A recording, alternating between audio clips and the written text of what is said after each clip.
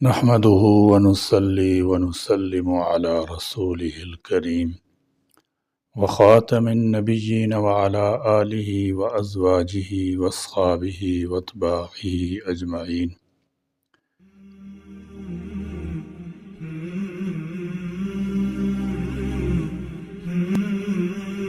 تاریخ اسلام کے اس عظیم الشان، عظیم المرتبت، باعظمت و بابرکت عبقری شخصیت، بے مثال عشق رسول، حیرت انگیز جاہ و جلال، روب و دبدبہ، اعلیٰ ترین فہم و فراست اور سیاسی تدبر کے مالک جلیل القدر صحابی کی داستان حیات چھیڑنا چاہتا ہوں، جنہیں دنیا خلیفہ ثانی سیدنا حضرت عمر بن خطاب، حضرت فاروق اعظم رضی اللہ تعالیٰ عنہ کے نام سے جانتی اور پہچانتی ہے، جن کی تابناک سیرت اور درخشندہ کردار کے یادگار اور روشن گوشوں سے تاریخ کے صفحات چمک رہے ہیں۔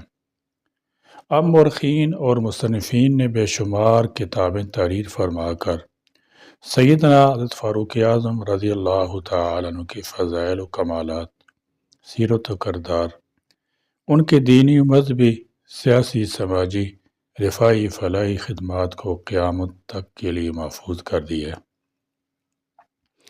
بلا شبہ امیر المومنین سیدنا حضرت فاروق اعظم رضی اللہ تعالیٰ عنہ کے بے شمار فضائل و مناقب، خصائل، شمائل اور کرامات و کمالات ہیں، جن کو احاطہ تحریم میں لانا اور ان کا بیان کرنا ناممکن ہے۔ سیدنا فاروق اعظم رضی اللہ تعالیٰ عنہ تاریخ اسلام کے وہ بطل جلیل ہیں، جن کا نام سن کر قیصر و کسریٰ پر لرزہ طاری ہو جاتا تھا۔ آپ کے مجاہدین کے گھوڑوں کی سموں کی ٹاپ سے ایوان باطل لرز جایا کرتے تھے۔ آپ کے روب و دبدبہ سے شیطان بھی خائف تھا اور آپ رضی اللہ تعالیٰ عنہ کے راستے سے دور ہو جاتا تھا۔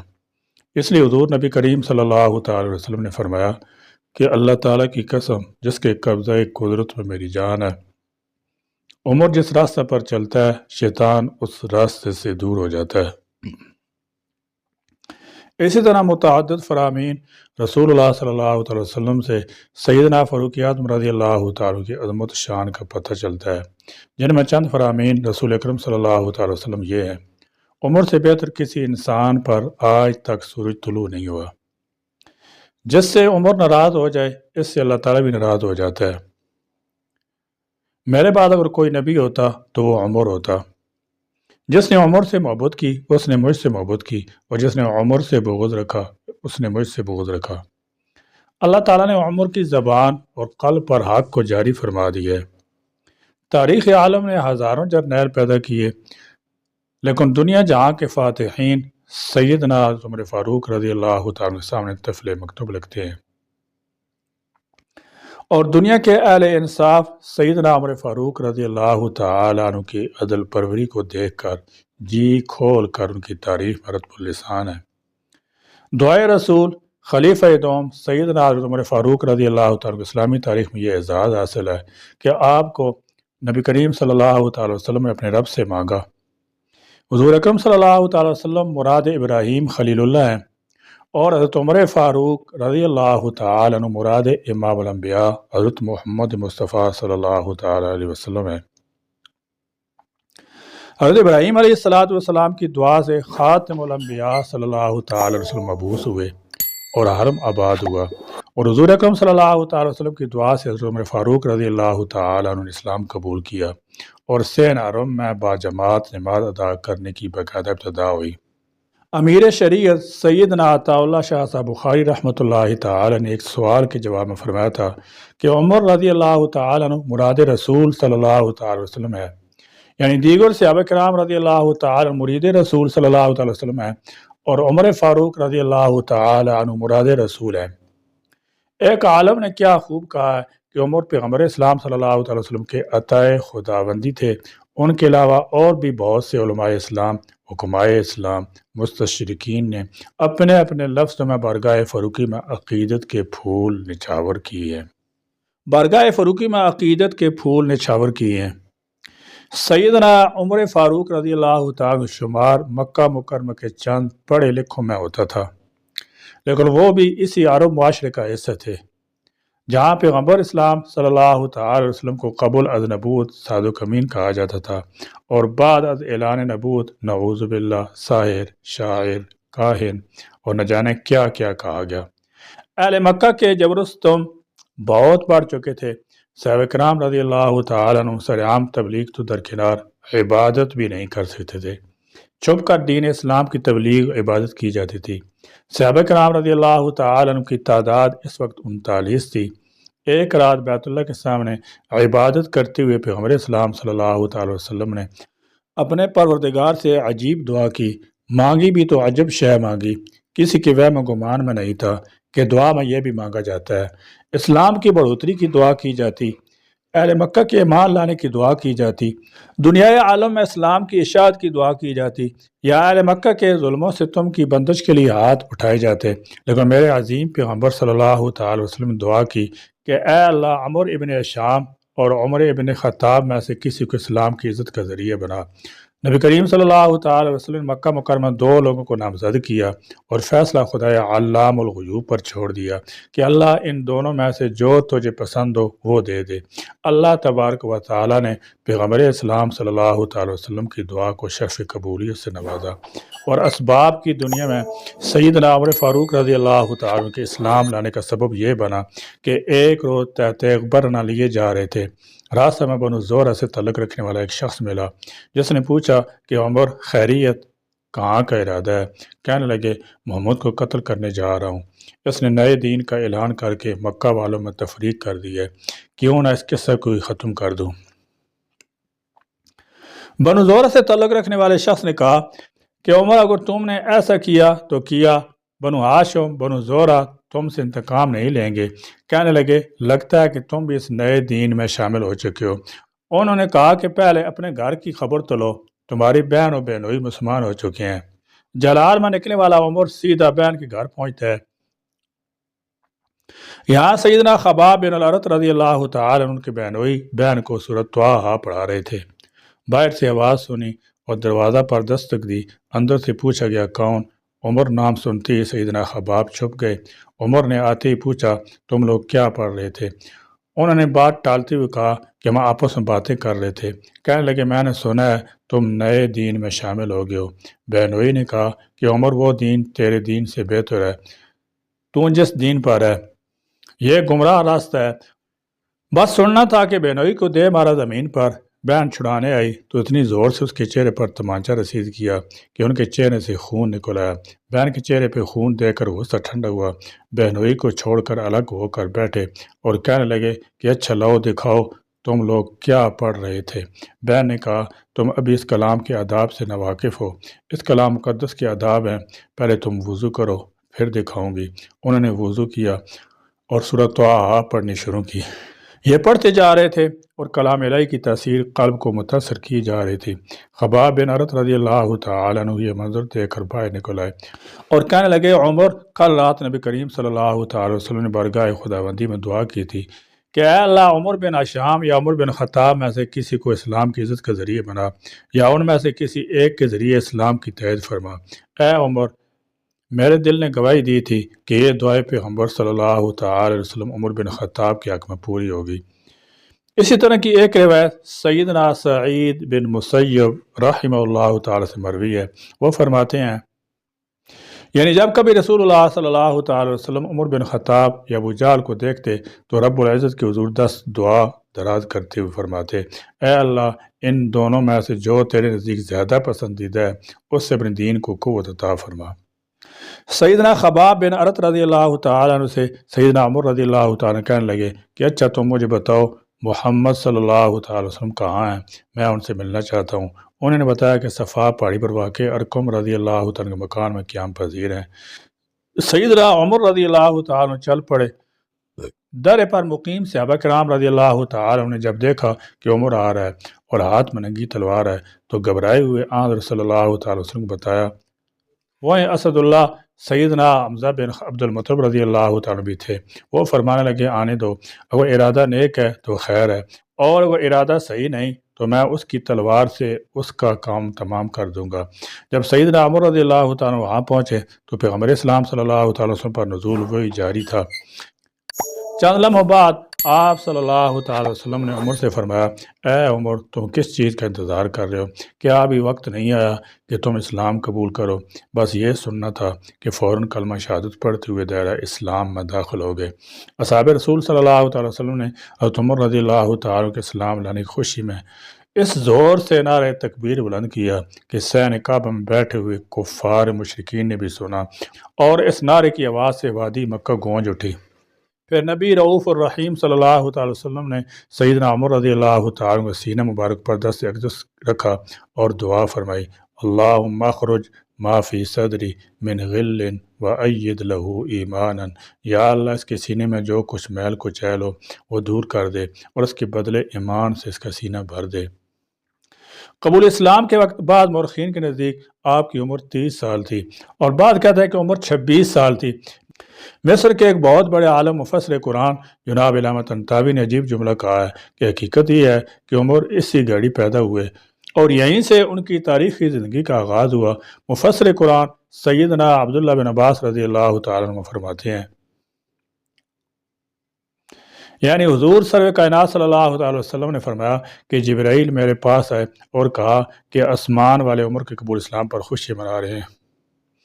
چاند ہی لمحوں بعد سیدنا عمر رضی اللہ تعالیٰ نے فرمایا کہ اے اللہ کے نبی، کیا ہم حق پر نہیں ہیں؟ آپ صلی اللہ تعالی وسلم نے اس بات میں جواب دیا تو فرمانے لگے کہ پھر چھپ کر عبادت کیوں کریں؟ چلیے خانہ کعبہ میں چل کر عبادت کرتے ہیں۔ میں قربان جاؤں اپنے آقا مولا صلی اللہ تعالی وسلم پر کہ انہوں نے ایسی عمر کو نہیں مانگا تھا، بلکہ دور رس نگاہ نبوت دیکھ رہی تھی کہ اسلام کو عزت شوکت عمر کے آنے سے ہی نصیب ہوگی۔ حضور اکرم صلی اللہ تعالی وسلم نے صحابہ کرام رضی اللہ تعالی عنہ کو 2 صفوں میں تقسیم کیا۔ ایک صف کے آگے اسد اللہ و رسولہ سیدنا حمزہ رضی اللہ تعالی عنہ چل رہے تھے، اور دوسری صف کے آگے مراد رسول پیغمبر اسلام صلی اللہ تعالی وسلم کے لیے عطائے خداوندی یعنی سیدنا عمر فاروق رضی اللہ تعالی عنہ چل رہے تھے۔ مسلمان جب خانہ کعبہ میں داخل ہوئے تو کفار مکہ نے دیکھا، نظر پڑی حضرت امیر حمزہ اور حضرت عمر رضی اللہ تعالی پر تو بڑے غمگین ہوئے، لیکن کس میں جرأت تھی کہ کوئی بولتا۔ اس دن سے مسلمانوں کے لیے تبلیغ دین میں آسانی پیدا ہوئی، اور یہی وہ دن تھا جب اللہ کے نبی پاک صلی اللہ تعالی وسلم نے فرمایا تھا کہ اللہ تعالیٰ نے سچ کو عمر کے قلب لسان پر جاری کر دیا ہے، اور وہ فاروق ہے۔ اللہ تعالیٰ نے اس کے ذریعے حق و باطل میں فرق کر دیا ہے۔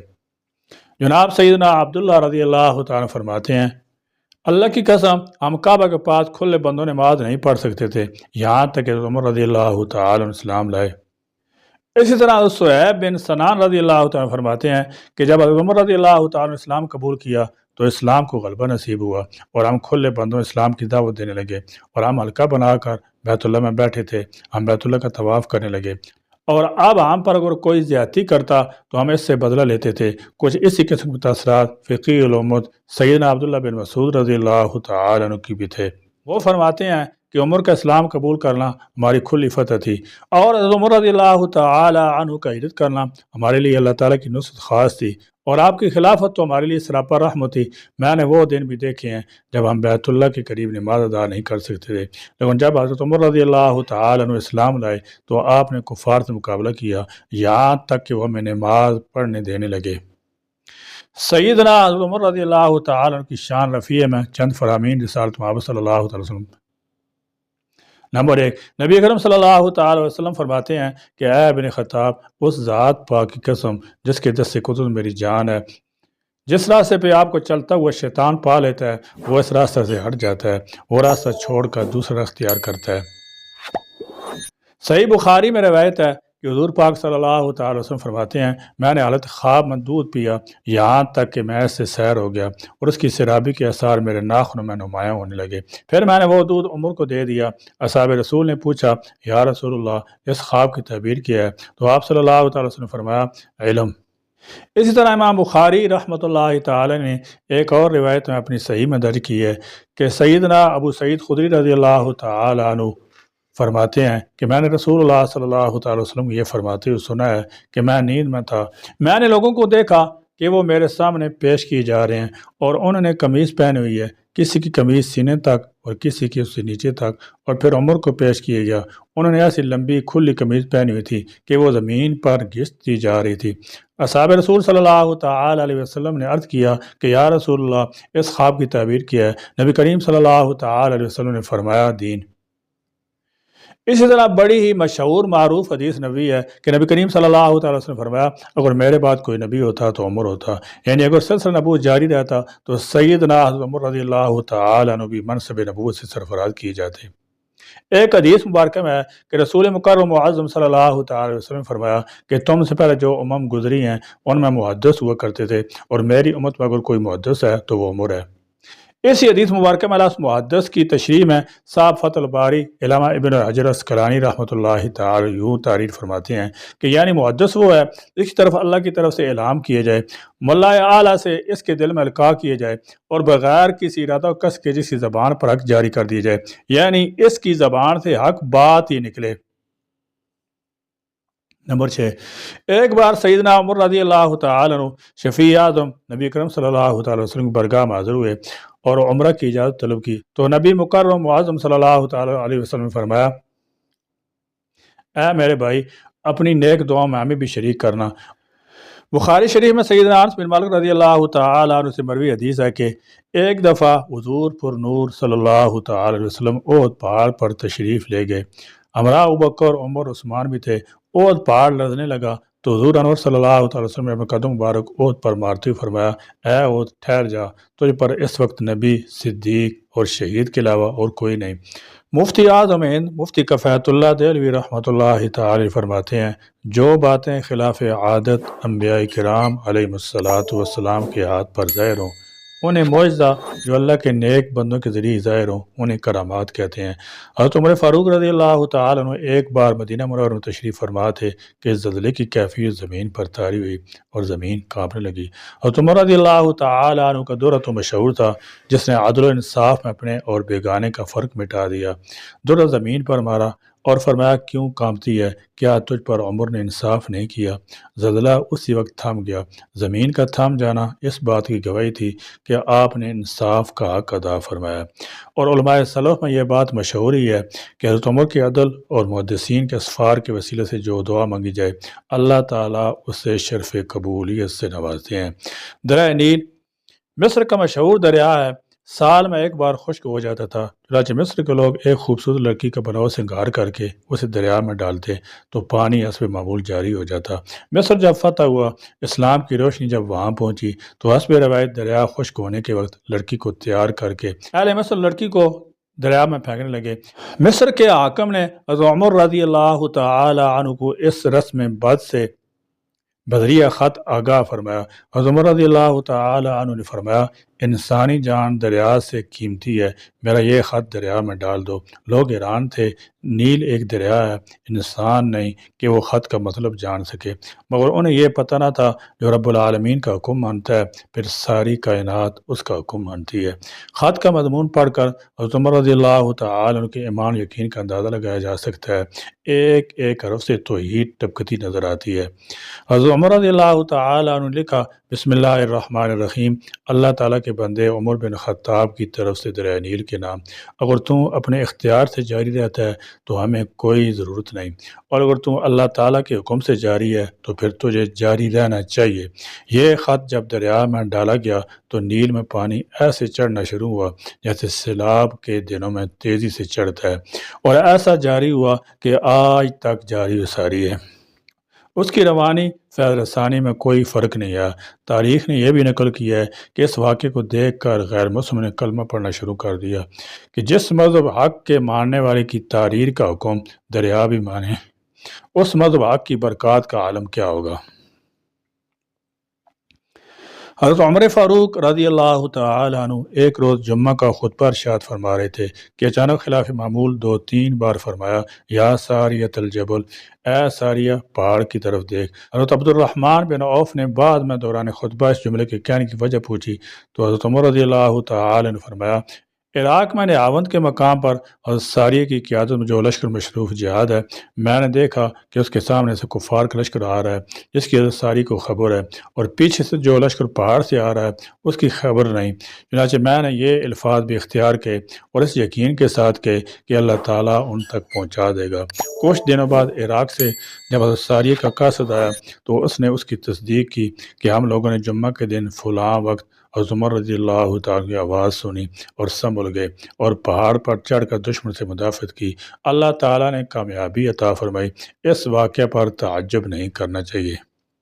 آج کے دور میں موبائل فون نے اس مسئلے کو حل کر دیا ہے۔ اگر آج دنیا کے ایک کونے سے دوسرے کونے تک آواز پہنچ سکتی ہے، حتیٰ کہ اب تو باقاعدہ تصویر اور بات کرنے والے کی مکمل حرکات سکنات دکھائی جا سکتی ہیں، تو پروردگار عز و جل لشکر اسلام کے جانباز سپاہیوں کی حفاظت کی خاطر حضرت عمر فاروق رضی اللہ تعالیٰ عنہ کو دشمن کے لشکر کا نقشہ دکھا بھی سکتے ہیں اور حضرت عمر رضی اللہ تعالیٰ عنہ کی آواز وہاں پہنچا بھی سکتے ہیں۔ بس بات ایمان یقین کی ہے۔ حضرت عمر رضی اللہ تعالیٰ عنہ خطبہ ارشاد فرما رہے تھے۔ دوران خطبہ آپ نے اچانک فرمایا، میں حاضر ہوں۔ تمام صحابہ کچھ نہ سمجھ سکے۔ ایک لشکر تو جہاز سے فتح یاب ہو کر واپس آیا اور سردار لشکر نے فتوحات کے سلسلے میں بات چیت شروع کی۔ حضرت عمر رضی اللہ تعالیٰ عنہ فرمایا، باقی باتیں بعد میں ہوں گی، پہلے یہ بتاؤ تو تم نے سردی کے موسم کا لحاظ بھی نہیں کیا اور ایک شخص کو راستے میں آئل پانی کی گہرائی معلوم کرنے کے لیے اس میں اتار دیا۔ اس شخص نے مجھے پکارا کہ میرے ساتھ زیادتی ہو رہی ہے۔ میں نے اسے جواب دیا، مگر وہ پانی اور شدت سردی کی وجہ سے جانبر نہ ہو سکا اور اپنے رب کے حضور پہنچ گیا۔ اگر قصاص میں تمہاری جان لی جائے تو کوئی مذاکرہ نہیں، مگر پھر بعد میں آنے والے عام سی بات پر بھی سزا تجویز کرنا شروع کر دیں گے۔ جاؤ اب اس کا فدیہ دو۔ حجاز کی گھاٹیوں سے آگ نکلی جس نے سب کچھ خاکستر کر دیا۔ حضرت عمر رضی اللہ تعالیٰ عنہ اور تمیم داری کو ساتھ لیا اور آگ بجھانے نکلے۔ حضرت عمر رضی اللہ تعالیٰ عنہ اور تمیم داری سے فرمایا کہ آگ کو ہنکانا شروع کرو۔ انہوں نے آگ کو اپنی چادر سے ہنکانا شروع کر دیا اور اسے دھکیلتے دھکیلتے اس گھاٹی سے جہاں سے نکلی تھی پہنچا دیا، اور آج تک دوبارہ وہ آگ نہیں نکلی۔ اس کے بعد سیدنا عمر فاروق رضی اللہ تعالیٰ دعا فرمایا کرتے تھے، اللہم ارزقنی شہادتا فی سبیلک وموتا فی بلد حبیبک۔ اے اللہ مجھے اپنی راہ میں شہادت کی موت دینا اور موت آئے تو تیرے حبیب صلی اللہ تعالیٰ وسلم شہر میں آئے۔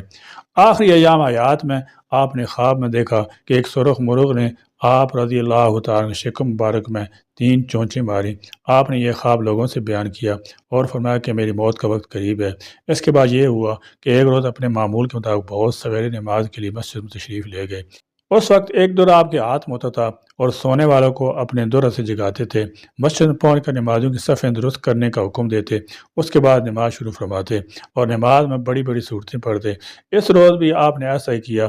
نماز جیسے ہی آپ رضی اللہ تعالیٰ نے شروع کی تھی، صرف تکبیر تحریمہ کہنے پائے تھے۔ ایک مجوسی کافر ابو لولو فیروز جو حضرت مغیرہ رضی اللہ تعالیٰ عنہ غلام تھا، ایک زہر آلود خنجر لیے ہوئے مسجد کے محراب میں چھپا ہوا بیٹھا تھا۔ اس نے آپ کے شکم مبارک میں 3 زخم کاری اس خنجر سے لگائے۔